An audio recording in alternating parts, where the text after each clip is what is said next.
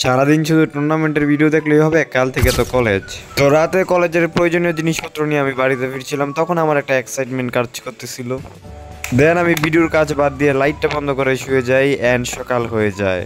সকালে ফ্রেশ ট্রেশ হয়ে হালকা খাবার খেয়ে, যেহেতু 8টা বাজে, হালকা খাবারই খেয়েছি অ্যান্ড আমি আমার ড্রেসগুলো পরে নেই তখন। দেন আমি আমার ফ্রেন্ডদের 15 মিনিট দাঁড়া করায় রাইখে আমি যাইতেছিলাম বাইরে। ভাই তারা একবারে চেইতারি ছিল, তো আমার টাই পরার মতো লোক ছিল না, আমি টাইটা পরতে পারতেছিলাম না, আমি জানি না কিভাবে টাই পরে। দেন ফাইনালি একটা আমি গাড়ি পেয়ে যাই। এত সকালে গাড়ি পাওয়াটা আসলে অনেক টাফ হয়ে যায়, যা আমি আজকে বুঝতে পেরেছি। অ্যান্ড টাই পরানোর মতো আমার লোক ছিল না। আশা করি কারোর কাছ থেকে টাইটা পরিয়ে নিব।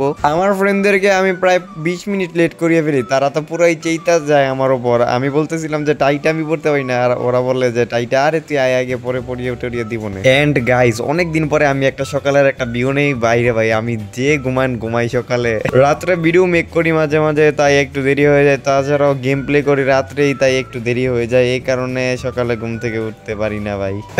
এন্ড ফাইনালি তাদের কাছে আমি আসি, এখন দেখি যে তারা নিজেরাই টাই লাগাতে পারে না।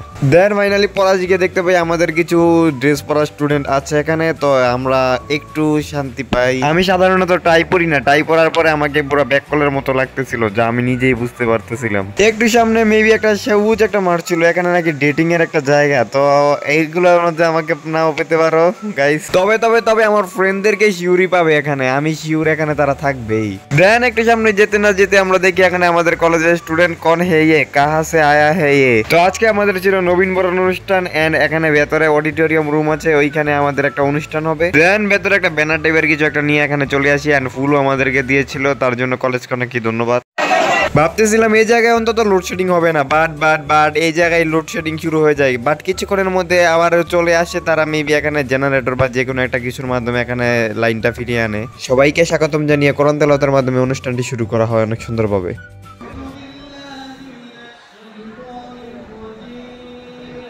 কোরআন তেলাওয়াত শেষে টিচাররা এক এক করে তাদের পরিচয় দেয়, দেন শুরু হয়ে যায় গজল। সরি, একটা কথা বলতে আমি ভুলে গিয়েছি, এখানে গীতা পাঠও হয়েছিল।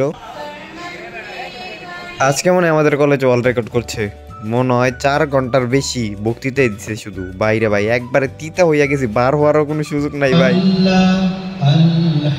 আলহামদুলিল্লাহ লা ইলাহা ইল্লাল্লাহ। বড় ভাই নাকি ন্যাশনাল পর্যায়ে গজল গায়ে, তো তার গজলটা আসলে অনেক সুন্দর ছিল বাইরে। ভাই একবারে সামনে থেকে অনেক ভালো লেগেছে শুনে। দেন চলে আসে এখানে ব্যান্ড পার্টি এন্ড পোলাবাইনের অবস্থা তো অন্যরকম। পোলাবাইন একবারে লাফায়া উঠে এরা আসে পরে বাইরে। ভাই আমারও খুবই এখানে এনজয় হয়েছে, কনসার্টের মতো পুরাই ছিল অবস্থাটা। আমি ক্যামেরা ধরে বসে আছি, তারা গানই গানা জাস্ট বাজনা বাজাইতেছে। দেন আমার মাথার মধ্যে আসে যে প্রথমে এটা করে নিতে হয় যাতে তাদের শোটা ঠিক থাকে আর কি।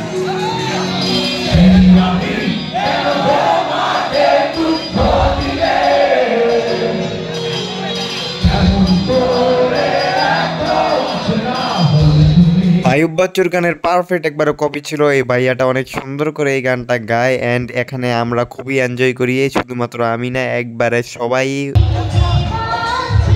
দেন এখানে আপুটা আবার একটা গান গায়, দেন আবারও আয়ুব বাচ্চুর গানের একটা কপি চলে আসে।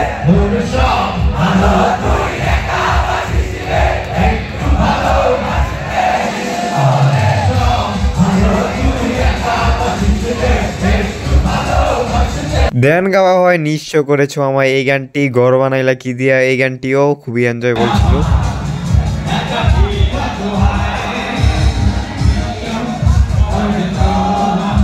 দেন মেয়ে হারানোর বেদনা তারাই পালন করুক, আমি এখানে চলে যাচ্ছি বাসায়। এখানে অনুষ্ঠান প্রায় শেষের দিকে ছিল, কিন্তু আমি আগেই বাসায় চলে যাচ্ছিলাম। এটা পুরাই মিথ্যা কথা ছিল বাইরে। ভাই এই টাইটা এখন আমাকে কেউ পরাই দেয় নাই বাইরে। কেউ কি টাইটুই পরাইতে পারো? একটু কমেন্ট করে জানিয়ে দিও প্লিজ, একটু জানাইও।